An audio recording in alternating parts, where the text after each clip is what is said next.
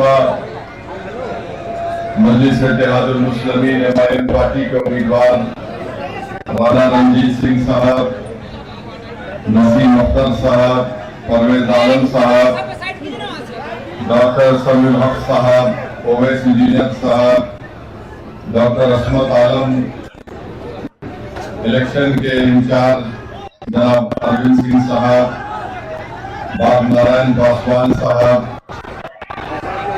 सिंह साहब, जो हमारे भाई राणा रंजीत सिंह साहब के पुत्र हैं, और तमाम मजलिस के जिम्मेदार हैं। मैं सबसे पहले आप तमाम का शुक्रिया अदा करता हूँ कि आपने अपना कीमती वक्त निकालकर आज आप राणा रंजीत सिंह की इलेक्शन मीटिंग में आप आए और इतनी बड़ी तादाद में आप लोगों का यहाँ पर जमा होना यकीनन इस बात का पैगाम देता है कि इंशाअल्लाह ताला ढाका की विधानसभा से यहाँ से मजलिस का परचम लहराएगा और यहाँ पर हम एक तारीख रकम करेंगे, राणा रंजीत को आप अपना विधायक बनाकर इंशाअल्लाह ताला। ये सरजमीन हमेशा इंकलाब को बर्पा करती है, चाहे जंग आजादी की लड़ाई हो या बिहार के विधानसभा के चुनाव चुना हो। मैं सबसे पहले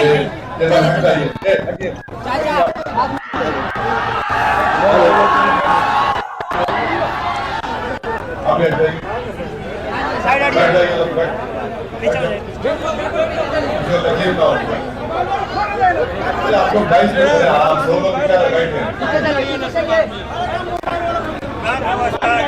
मैं आपसे कह रहा था कि अभी हमने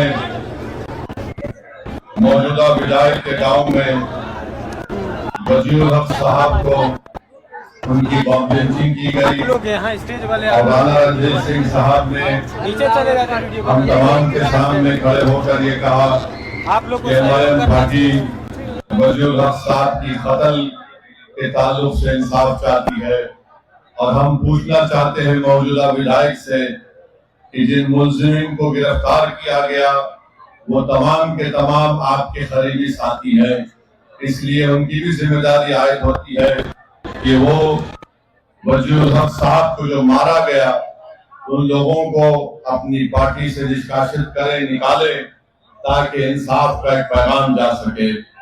दूसरी अहम बात यह है कि ढाका में हमने अभी सुना कि हमारे उम्मीदवार राणा रंजीत सिंह साहब का मैंने इनाम का ऐलान अप्रैल के महीने में किया। आज हम अक्टूबर के आखिर में आ चुके हैं, तो मुझे उम्मीद है कि हमने आप पर एतमाद करके जो राणा रंजीत के नाम का ऐलान किया, आप लोग जरूर अपना एक वोट 6 तारीख को 11 तारीख के दिन आप राणा रंजीत के हक में पतंग छाप पर बटन दबाकर अपने इत्तेहाद का सबूत देंगे। ढाका विधानसभा में जो नेपाल से बॉर्डर लगा हुआ है, अगर आप राणा रंजीत को कामयाब करेंगे, मैं आपसे वादा कर रहा हूं कि यहाँ पर जो डीजल की और फर्टिलाइजर की जो स्मगलिंग होती है, इंशाअल्लाह ताला वो स्मगलिंग रोकी जाएगी जो बीजेपी के विधायक ने नहीं रोक पाया। आप अगर 11 तारीख को पतंग छाप के निशान पर बटन दबाकर राणा रंजीत को कामयाब करेंगे, तो मैं आपसे वादा कर रहा हूं कि ढाका में जो यहाँ पर बस स्टैंड नहीं है, बस स्टैंड को बनाया जाएगा।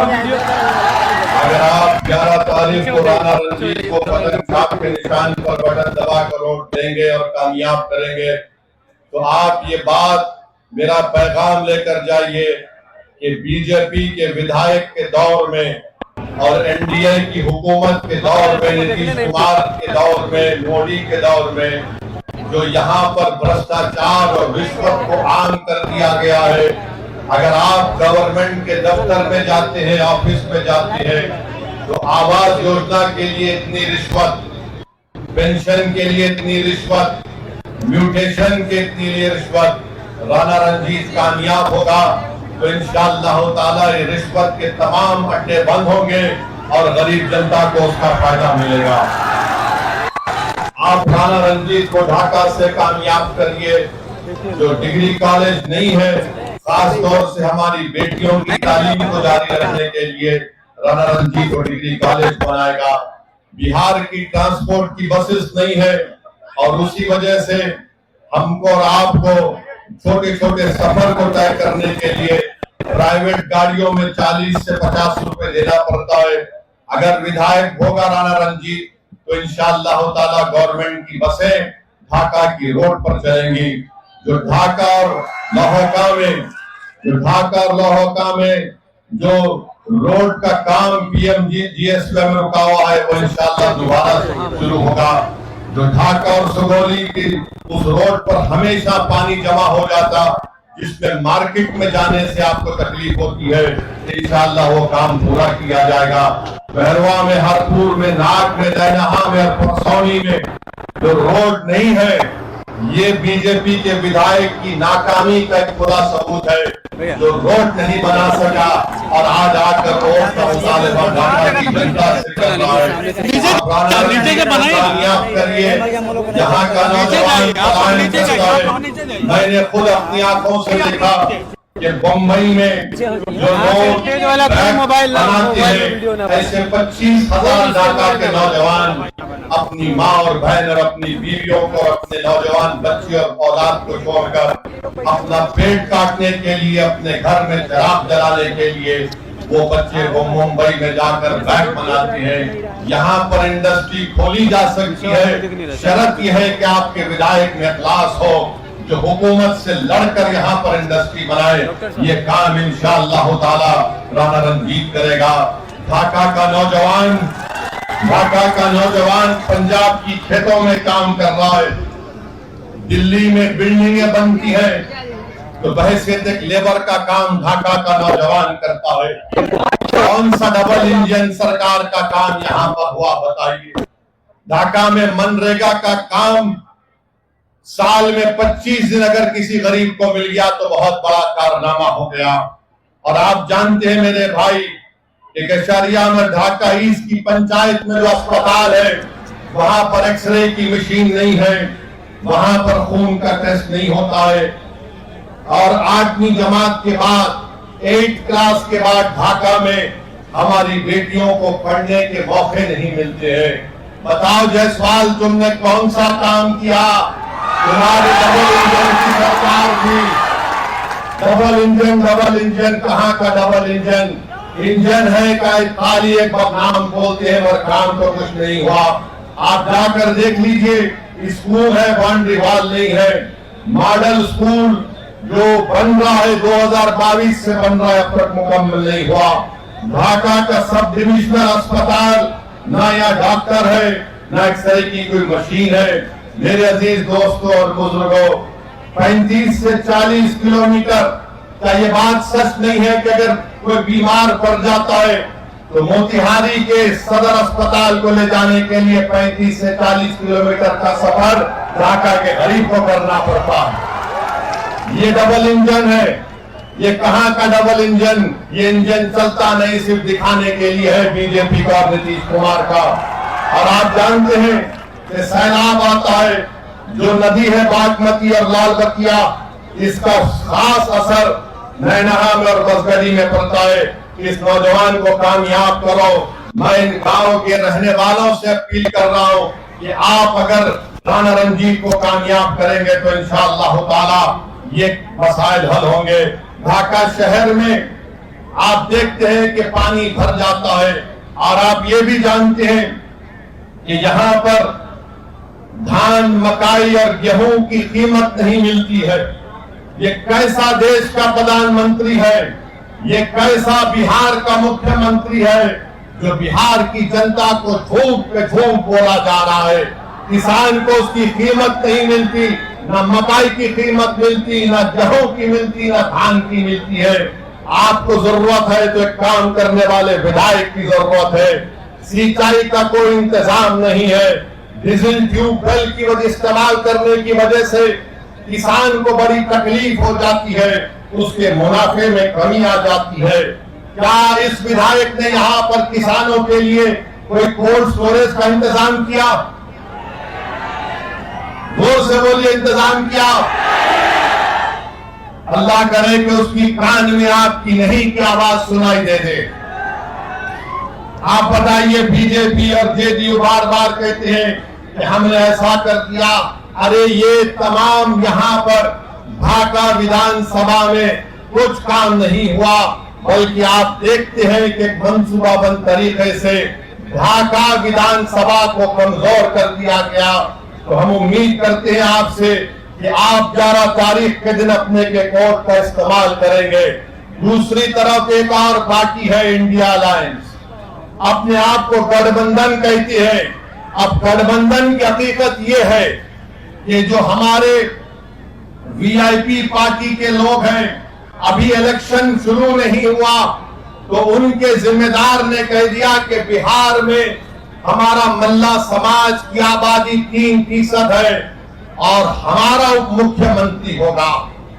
मैं आपसे पूछना चाहता हूं, अगर मल्ला समाज जो 3% की आबादी है और वो तेजस्वी के बाजू बैठकर कहता है कि हम उप मुख्यमंत्री होंगे, मैं ढाका की आवाम को और बिहार की जनता को और खास तौर से वो 17% अल्पसंख्यक समाज को एक पैगाम दे रहा हूं। 3% है और उनकी ताकत को देखो आप, उनके सियासी शऊर से सबक हासिल करो आप, और उनकी बहादुरी को देखो कि 3% और कह रहे हैं कि अगर हमारी सरकार बनेगी तो मुख्यमंत्री हमारा होगा। बताओ, आप 17% हैं, अगर मल्ला का बेटा उप मुख्यमंत्री बन सकता तो क्या आदम का बेटा मुख्यमंत्री नहीं बन सकता? हमको जवाब दो। अगर मल्ला का बेटा उप मुख्यमंत्री बन सकता तो क्या मोहम्मद का बेटा नहीं बन सकता मुख्यमंत्री? मेरे भाई, फैसला आपको करना है। 17% है, 3% है और 14% है। 14% है तेजस्वी और आप देते हैं टिकट उनको कितना? 14 है तो 36% टिकट दिया। जो 17% है उनको क्या दिया? उनको लॉलीपॉप दिया और बोला के बेटा चूसते रहना। तुम 14% और 36% तुम, और हमको बोल रहे दरी बिछाओ, दरी बिछाओ, दरी बिछाओ। हमारी बात क्या है कि हम हिस्सा चाहते हैं, बराबरी चाहते हैं। हम किसी के जर खरीद गुलाम नहीं है। तुमने आज जंजीरें तोड़ दी है। अगर यह हकीकी तौर पर आपको जंजीरें तोड़ना है तो अपने दिमाग से इस बात को हमेशा के लिए निकाल दो कि हम किसी के गुलाम नहीं, हम बराबरी चाहते हैं। अगर आप अपने दिमाग से इस बात को निकाल देंगे हमेशा के लिए तो याद रखिए आप और हमसे इंसाफ होगा। बिहार तरक्की की राह पर जाएगा। अरे जो लोग बार बार एमवाई बोलते हैं, अरे बताओ कौन है? 15 साल लालू परिवार के लोग मुख्यमंत्री रहे, 20 साल से नीतीश कुमार मुख्यमंत्री हैं, 2 मर्तबा तेजस्वी उप मुख्यमंत्री बन गए। अरे हम पूछना चाहते हैं कि आखिर हमारा रोल क्या है? मजलिस आपको कह रही है कि राणा रंजीत हमारा बेटा, हमारा भाई है। आप राणा रंजीत को वोट भी डालेंगे और वोट भी हासिल करेंगे। याद रखिए, डरना नहीं है बीजेपी से। जमहूरियत है, ये चंपारण की सरजमीन है। जुल्म करने वाले अंग्रेजों को हमारे बुजुर्गों ने मार मार कर भगा दिया था अंग्रेजों को। अब आपको सिर्फ 11 तारीख को वोट डालना है राणा रंजीत को। क्या आप वोट डालेंगे राणा रंजीत को? क्या आप इन तमाम की बत्ती गुल करेंगे? तो बत्ती गुल करने का तरीका यह है कि पतन छाप पर बटन दबाइए, बटन दबाइए। और ये लोग जो हम पर उंगलियां उठाते हैं, हमको गाली देते हैं और बोलते हैं ओवैसी भड़काऊ भाषण देता है, ओवैसी वोट काटने के लिए आया। तो सुनो, 17% अल्पसंख्यक समाज बिहार के तुम्हारी तबाही और बर्बादी की दास्तान को तुम्हारे सामने बयान कर रहा हूं। क्या तुम जानते हो ये मुसलमान महिला 90% मुसलमान महिला अपने घर में मजबूर हो जाती है अपने बच्चे औलाद को जन्म देने के लिए। कहां गया तुम्हारा विकास?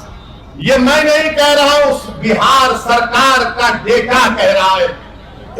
बिहार सरकार का डेटा कह रहा है 28% लोग बिहार के पलायन करके चले जाते हैं, जिसकी वजह से बिहार के 30 से 50% घर अपने बेटे से, अपने बाप से, अपनी औलाद से, शौहर से महरूम हो जाते हैं।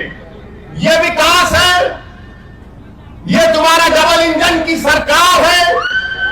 28% लोग बिहार के अपना पेट पालने के लिए, अपनी औलाद को पढ़ाने के लिए, अपनी बहनों की शादी कराने के लिए घर बार छोड़ के चले जाते, और देश के प्रधानमंत्री आकर कितना बकते हैं, कितना बोले जाते हैं। मेरे अजीज दोस्तों और बुजुर्गों, मैं आपको बताना चाह रहा हूं कि बिहार में नीतीश कुमार की 20 साल की सरकार और 15 साल की राजद की लालू परिवार की सरकार, वो पहला जंगल राज था, ये दूसरा जंगल राज चल रहा है। इन दोनों जंगल राज से बिहार को छुटकारा दिलाना, क्या आप इस जंगल राज को खत्म करेंगे? अगर आप जंगल राज को खत्म करने का इरादा कर लिए तो यकीन जानिए बिहार अपनी तरक्की की ऊंचाइयों तक पहुंच जाएगा। और ये जो हमारे तेजस्वी के साथ जो लोग हैं, बार बार हमको निशाना बनाते हैं, अरे मेरे भाई, जब 3% उप मुख्यमंत्री बन रहा है तो तुम क्या कर रहे हो वहां पर बैठकर? तुम सिवाय खव्वाली के कुछ नहीं कर सकते वहां पर तेजस्वी के दरबार में। बताओ क्या हासिल करोगे तुम? क्या हासिल करोगे?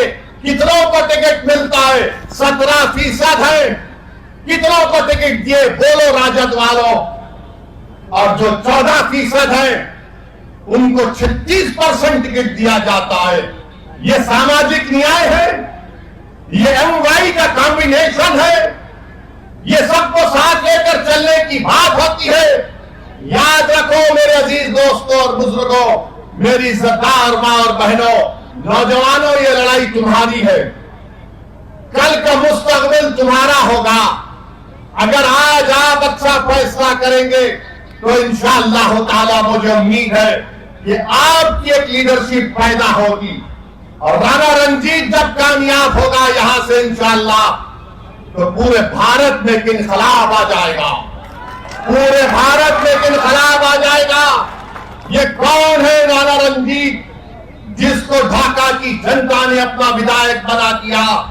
अगर सेकुलरिज्म को कामयाब करना है, अगर सबको मिलकर एक साथ, जो लोग बार बार पुकारते कि मिलके रहो, मिलके रहो, आज मैं आपसे अपील कर रहा हूं कि आज हमको अपने इस बेटे को और भाई को कामयाब करने के लिए अपने वोट का सही इस्तेमाल करना पड़ेगा। आप करेंगे ना इंशाअल्लाह? हाँ, एक बात याद रखिए, जब महात्मा गांधी यहां पर आए थे और नमक का एहतजाज शुरू हुआ था, उस नमक के साल्ट एजिटेशन में हमारे बुजुर्गों ने हिस्सा लिया था। सब ने कहा कि हम नमक नहीं बनाएंगे, गांधी ने पैगाम दिया था। मगर आज जो गांधी के साथ नहीं थे, आज बिहार में खड़े होकर कह रहे हैं कि नमक हराम है। हम, अरे तुम तो गांधी के साथ नहीं थे, तुम अंग्रेजों की नमक हलाली कर रहे थे और हम वतन से मोहब्बत के मजारे कर रहे थे। आप ये बोलते हैं। और दूसरा ये है कि अमित शाह बार बार बोलते हैं नहीं नहीं घुसपैठी को निकालेंगे। अरे घुसपैठी कहां है? 65 लाख नाम इलेक्शन कमीशन ने निकलवा दिए, फिर और 3.5 लाख नाम निकाल दिए। कितने घुसपैठी निकले? दो। अमित शाह, मोदी, हम आपको कह रहे हैं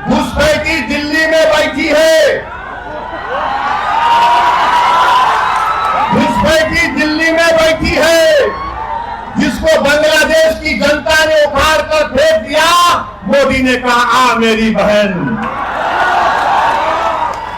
उस घुसपैठी को निकालो मोदी जी। बिहार में कोई घुसपैठी नहीं है, अगर है तो फिर अमित शाह क्या कर रहे हैं?